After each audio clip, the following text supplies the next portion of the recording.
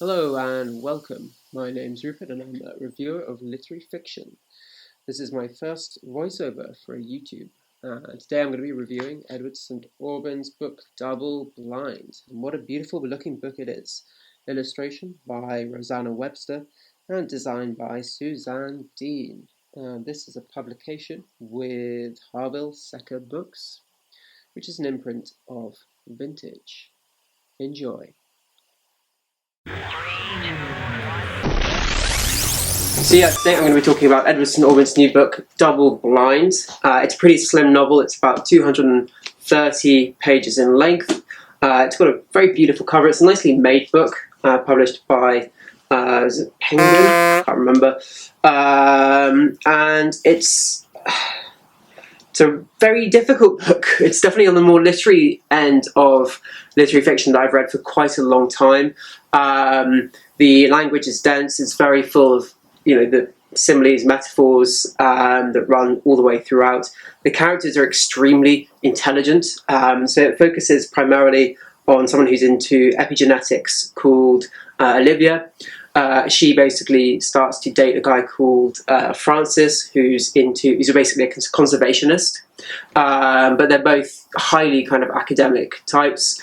And then Olivia's friend, Lucy, who unfortunately has, she's a kind of high-flying consultant initially, and she's taken on board by a billionaire called Hunter Sterling, an American who's kind of full of crazy energy and is probably one of the more alluring characters in his kind of way he deals with people. He's like he's a bit of a ball breaker occasionally, but he's also kind of at times extremely loving. And that's one thing I think that the author here does really well. He kind of captures lots of different angles or perspectives or sides of people, and that's kind of really enlightening to see, but also kind of thoroughly enjoyable. And it means even those characters which you kind of dislike, or when they do something a bit off the sort of beaten track, you sympathise to a degree with what they're doing. So there are things like infidelity that kind of creep in a little bit, and it makes you don't judge that sort of thing too harshly.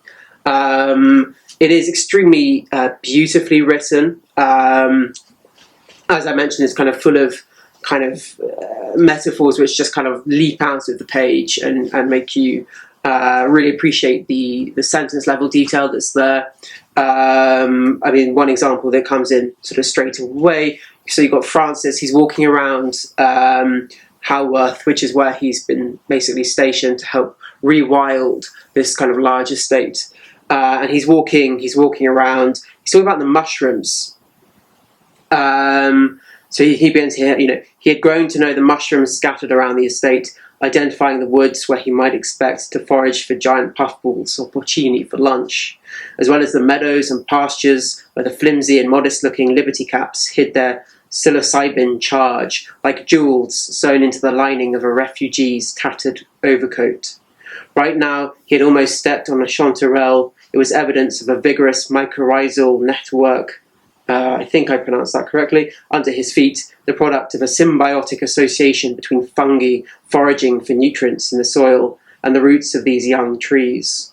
So you can kind of hear like the density of the language perhaps in that quotation. It is really one of those things that occasionally I had to go back in time and reread paragraphs. And it deals with like genetics, it deals with artificial intelligence, it deals with other forms of life, it deals with like brainwaves, radioactivity. I mean, you name it, it's kind of in here.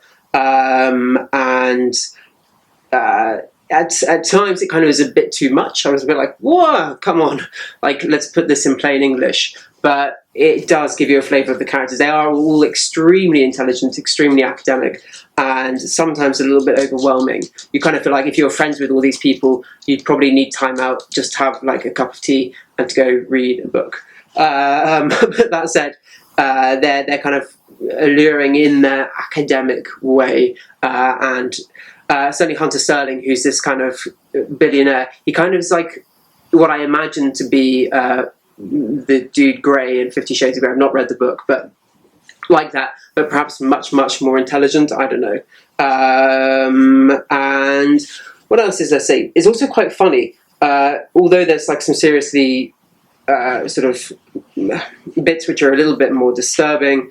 There are moments of hilarity and some quite biting satire as well. So there's a moment that involves the Catholic Church, and Hunter Sterling, he scans the brain of a monk that's kind of put himself away for 30 years to meditate on God.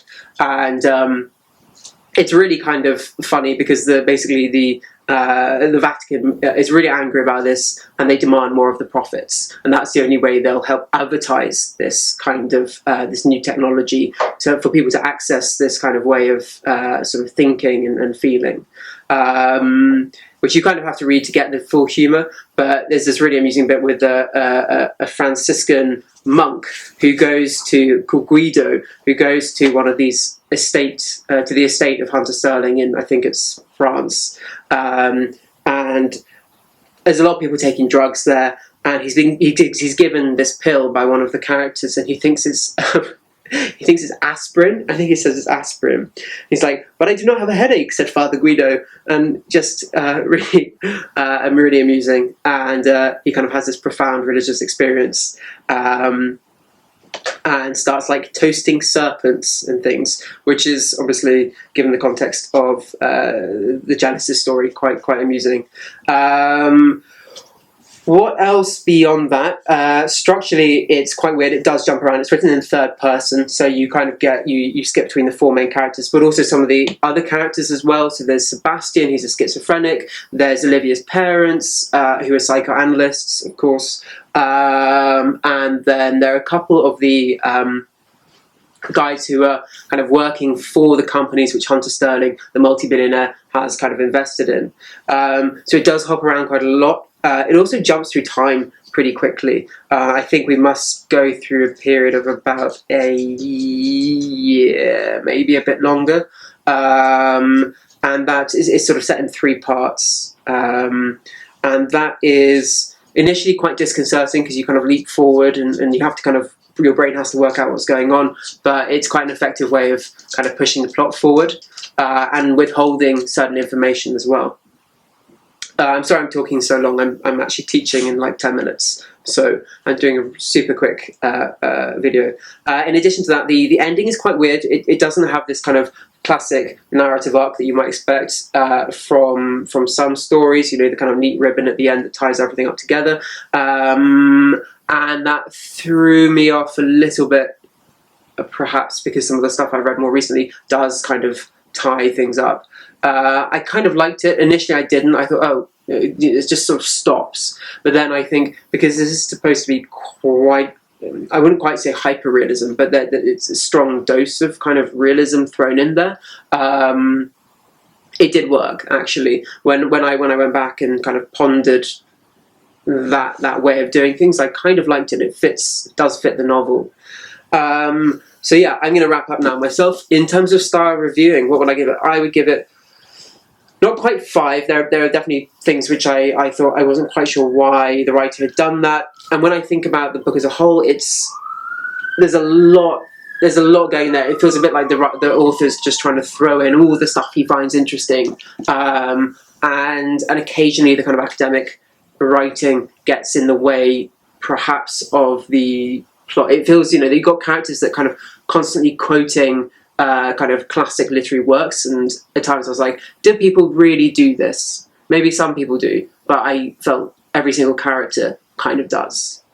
And that's just not life. You know, I have lots of friends, many of them who are kind of academic, and they don't do that all the time. It just seems like that side of things seems slightly artificial. That said, the writing is beautiful. It is fantastic. You know, you come across these kind of metaphors that just really do kind of just are worth lingering on.